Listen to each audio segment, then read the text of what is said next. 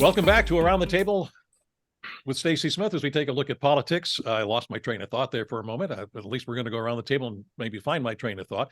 We talked about Republicans. Let's switch to the national scene. We'll talk about presidential politics in a few minutes, but we cannot ignore what happened in Congress. As we record this program, the Republicans in the U.S. House are starting the process of trying to choose the next speaker. They're faced with this task after 8 Republicans and all of the Democrats in the House ousted Kevin McCarthy as Speaker, putting the House in disarray at a critical time. So, Governor, this is your party. What are your thoughts? Well, obviously, I'm disappointed that they can't get their act together and that there is a faction that I don't necessarily agree with. And they're looking at the short term. They're not looking at the long term. I could say the same thing about the Democrats. They could have voted to get this resolved, but they looked at it from a political standpoint. We want to harm them as much as we can. And we're not going to get an acting government in place in the Congress and the House itself.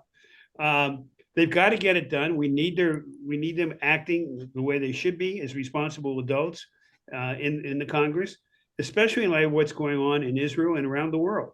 So my prayer is that by the time this shows, they've resolved who it's going to be, and we'll know who the speaker is.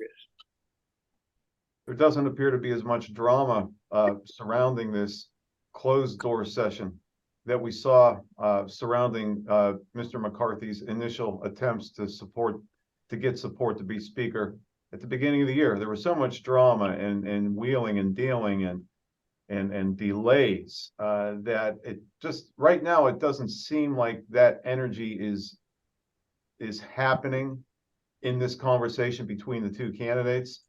I do agree with the governor. I do think that I hope that by 24 hours from now, whomever it's going to be, they put the interest of this country first and not the politics of fringe wings of their own party and do what's right for all of us.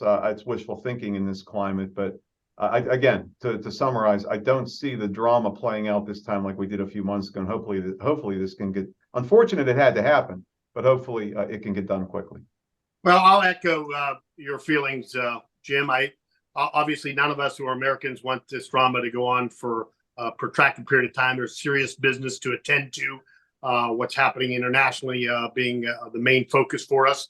But there is a part of me, the timing is bad, but I still think it needs to take a long enough period of time for them to reevaluate the rules again. This whole thing about allowing the tail to wag the dog, where one person could, any member could call a motion to vacate, which starts this process. And it seems to me almost like the craziness that we're dealing with impeachment and how that has been used as a political tool. All of a sudden, this motion to vacate, which they put in to cut the deal to get a speaker after that long dramatic period of time in the early 2023, that was part of the deal that had to be cut to get this done. But now I'm wondering, they got to figure that out. It should have to go through the conference or the caucus. If you allow one member that power, we're in a position that this could happen to either party, even the Democrat. Listen, Democrats have their progressive wing that they have to deal with. And if they're in power, that's the rule of the House. So I really think they have to have a long debate on this one. And I hope that's not part of the deal when the new speaker is named as quickly as possible.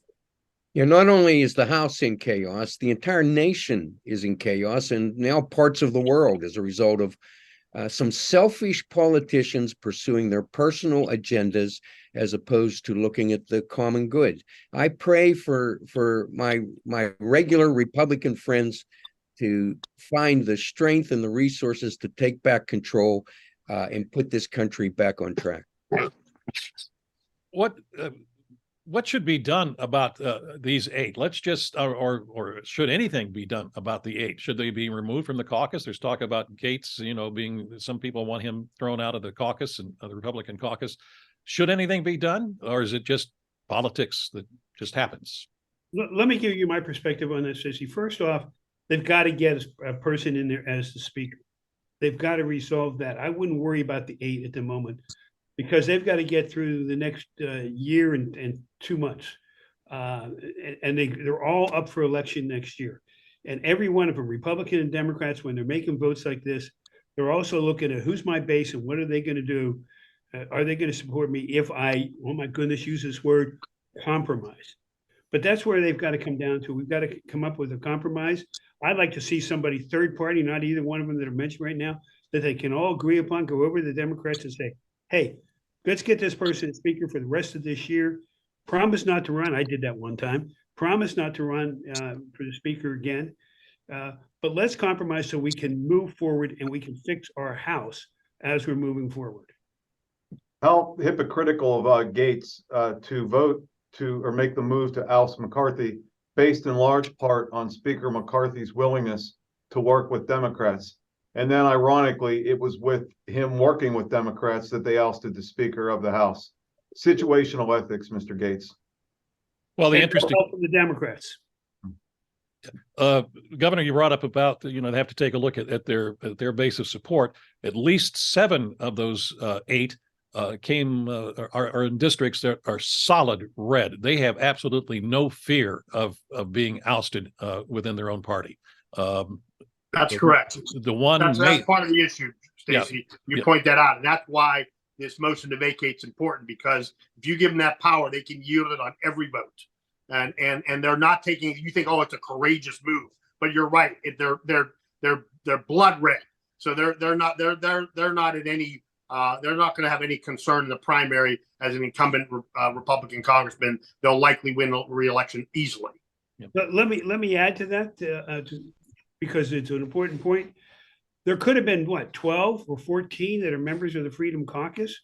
One of those is our congressman in South Central Pennsylvania. His name was not in those 8, which was a surprise to me. Part of that is his district has been redistricted somewhat, and it's not as plus Republican as it had been at one time. So I think when I say that people look at what's happening with my reelection, could have been that he looked at that and said, I can't support this at this time. Excellent point. Yep. It's politics is what it is. What do you know? We have to take a break. We'll be back in just a moment.